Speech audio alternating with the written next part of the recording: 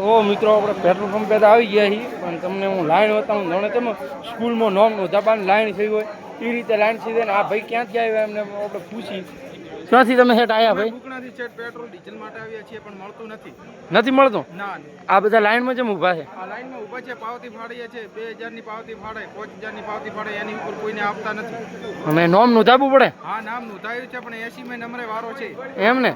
હા તો તમે મિત્રો જોઈ શકો છો એમ સ્કૂલમાં તમે એડમિશન કરાવતા હોય એવી રીતે નોમ નોંધાવા બધા ઊભા લાઈનમાં થઈ ગયા છે અને આ બાજુ તમે સાધનોની તો ભીડ દો ખાલી ખતરનાક.